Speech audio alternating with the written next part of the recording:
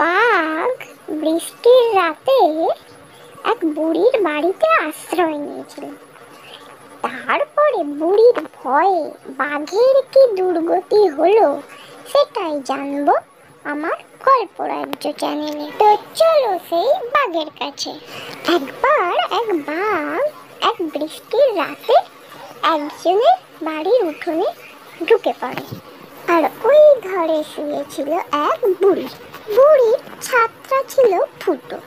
সেই ছাদ থেকে টপ টপ করে জল পড়তে লাগলো। ঘরের চারিদিকে জল পড়ছে দেখে বুড়ি রাগে চেঁচাতে শুরু করলো। বুড়ির চেঁচামেচি শুনে বাঘ খুব ভয় পেয়ে গেল আর মনে মনে ভাবতে লাগলো, এটা মনে হয় কোনো ভয়ঙ্কর যন্ত্র।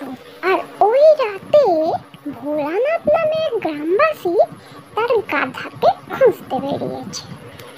আর অন্ধকারে সেই বাঘকে গাধা মনে করে তাকে দড়ি পরিয়ে ভোলানাথ টানতে লাগলো আর বলল, বাড়িতে গেলে তোর অনেক দুঃখ আছে। এই বলতে বলতে ভোলানাথ তাকে টানতে টানতে বাড়ি নিয়ে গেল। আর বাড়িতে গিয়ে উঠোনে একটা গাছের সঙ্গে বাঘকে বেঁধে রেখে দিল।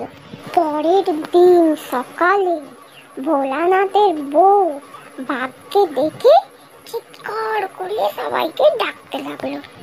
ভোলানাথ সেই সময় ঘরের মধ্যে ঘুমাচ্ছিল।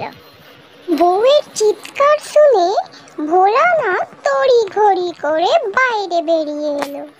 বাঘকে দেখে ভোলানাথও ভয় পেয়ে গেল। গ্রামের সব লোকজনও বুঝতে পারলো না বাঘটা কোথা থেকে এলো। একজন গ্রামবাসী বলল, কাল রাত্রিরে ভোলানাথ কিছু একটা টেনে আনছিল।